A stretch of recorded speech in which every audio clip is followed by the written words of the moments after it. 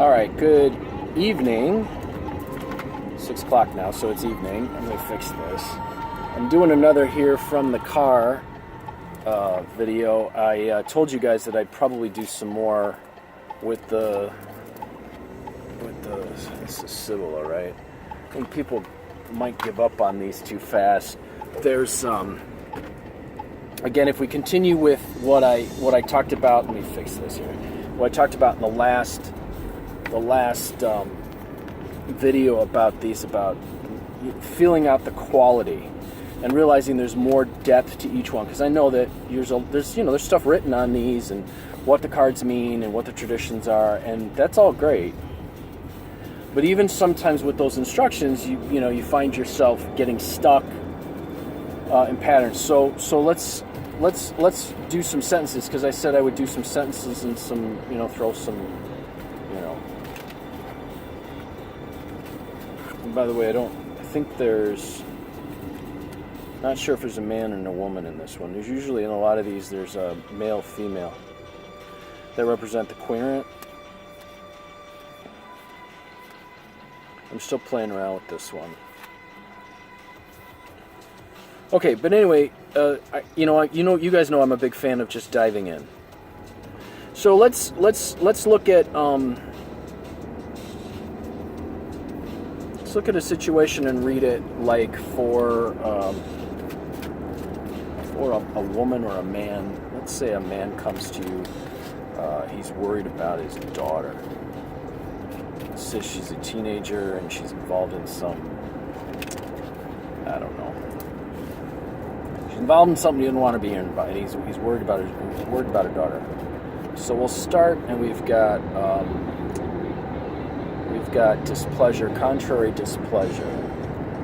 So go with the feeling on the card and what's in it. There's a disagreement between both of you.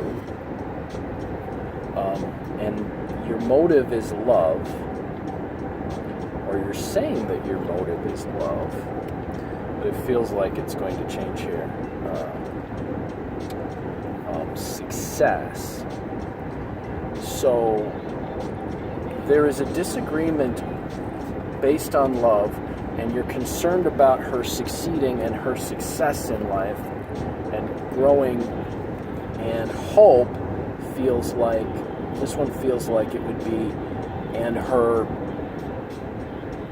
let's say her let's call that her innocence.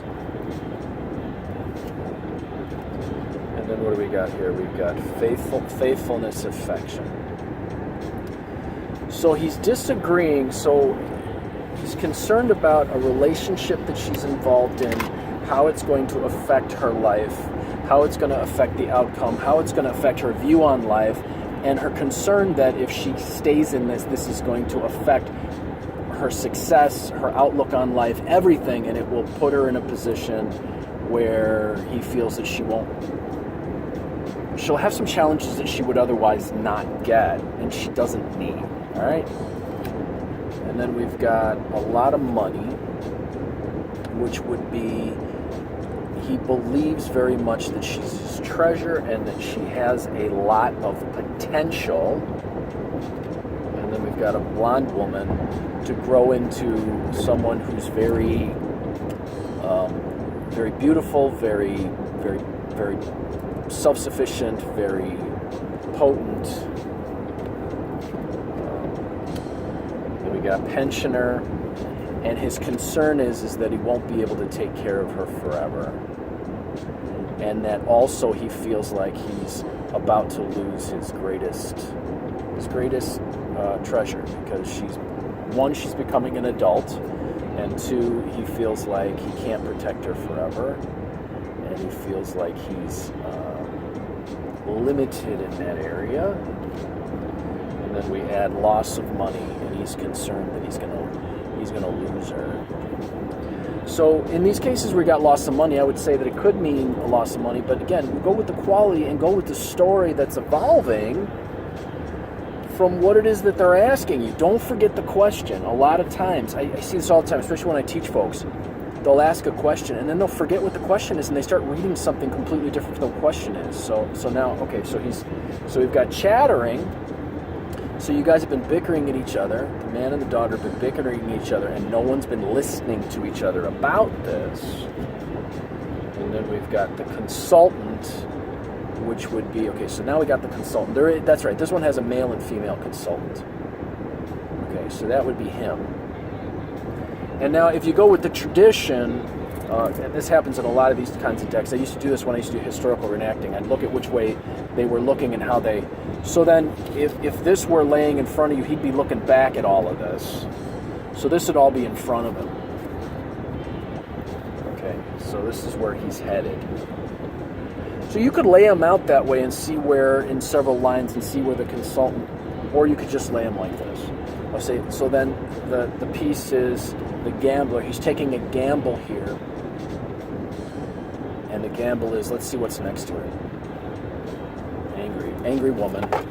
The gamble is her getting angry with him. So by telling her how he feels, he's concerned that she's going to get angry with him, and that's going to be the source of the loss, in addition to the loss that he feels is going to happen. By the way, I dropped all my cards. In addition to the loss he feels is going to happen in her relationship with this man. And then we're going to throw a couple more here. Weakness, and that feels like it's going to be connected to another one.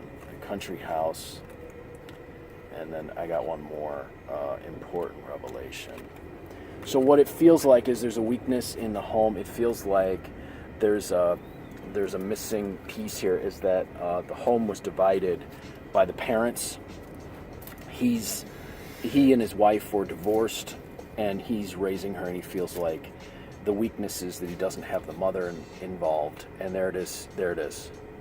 Absence. The woman. Absence. So he feels guilty on top of it all because the mother isn't there. Okay? So that's how you do it. Just build the story out and feel the quality of it, what it is. Go bigger than just what's on the card and the literal. Let it evolve into the quality. Okay? So that's how you do it. That's what the Sibilla. And maybe I'll do another one of these if you liked it, because you guys seem to like the last video. So, and I told you I'd do another one, and I'm on the road again, so I thought I'd do it again. And I'm Lucky Links, wishing you success and good fortune in all you do. If you want, if you want a reading, if you want to contact me for a reading, go ahead, and I will conjurehope@gmail.com or 779-302-8009, and we will schedule a reading.